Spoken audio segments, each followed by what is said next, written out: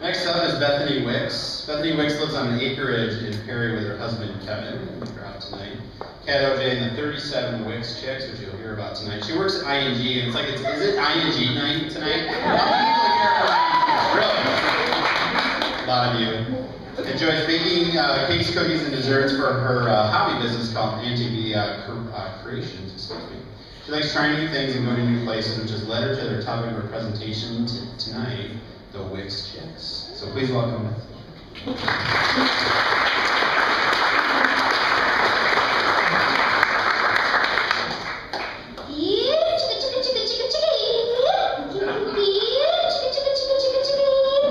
I'm sure you've all heard of that crazy cat lady before, but I might just be coined your first crazy chicken lady. I started doing that chicken call about 8 months ago for my flock of 37 chickens called the Wicks Chicks. And it was actually my husband's idea to get chickens because he liked the idea of becoming closer to our food in a natural setting. Neither of us really were dog people, and he claims to be allergic to cats. So we jumped on the chicken bandwagon of urban chicken living. That's ever becoming so popular around the United States, and even in Iowa, there are cities who allow you to raise chickens within city limits. Within regulation, of course, and I encourage you to contact your city administrators before you would actually get chickens because your neighbors might not like it if you go against the law. Before you would actually get chickens, you will need a house or a coop for them. There is a various variety of styles of houses and coops depending on the amount of chickens you have in the location, and you can look on the internet to find what would work best for you. You can buy them on the internet also, from a couple $100 up to $1,000.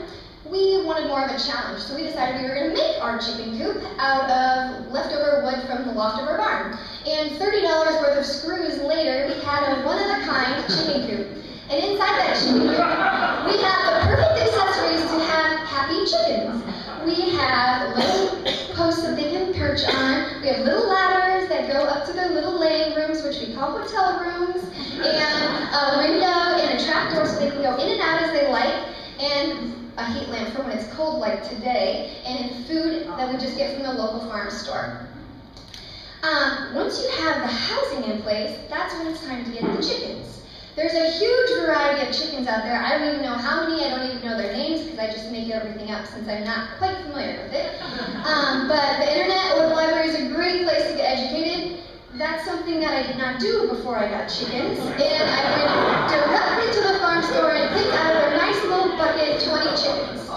Hindsight bias tells me I should have looked at the label because I did not pick from the pre-sex batch, and of the 20 chickens I had, turns out 12 were roosters. So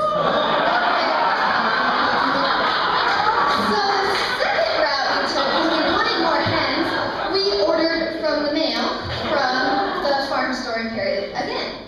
This time we were guaranteed hens, so 1 week later I got a box the size of a shoebox that was peeping like crazy, and inside of it were 25 baby hens. They were 24 hours old and just full of life and chirping like they were crazy.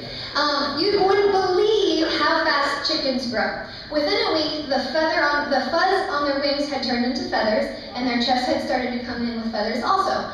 A month later, like any teenager, their body was fully matured and their head was still trying to figure out what was going on. A few months after that, they were mature chickens, beautiful feathers, and full grown, and that's when they had their little pecking order. Everyone knew what their specific goal was in the group, and they stuck to it. Of that, there's the roosters in the pecking order. They are the protectors of the flock. They like to show the hens around, let them eat first, and of course they like to ruffle the hen's feathers, if you know what I mean. So much that one rooster can service between 10 and 12 hens. And they do this by jumping on the back after they do their little I'm the man strut, and head onto the hen's neck feathers, and 3 to 5 seconds later, it's all done. And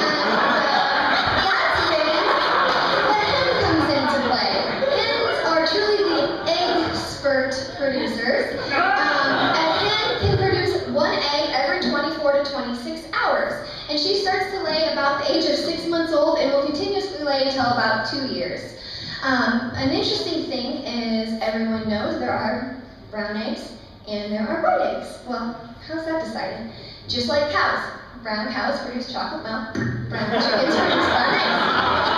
No, that was a complete joke.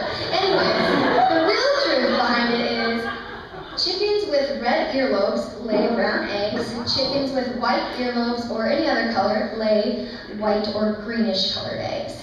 And there really is no nutritional value difference between a white egg and a brown egg, even though some people think they taste different, they really don't.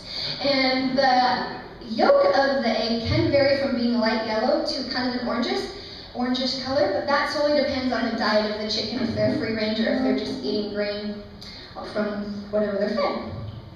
Chickens not only give us eggs, but they give us breakfast.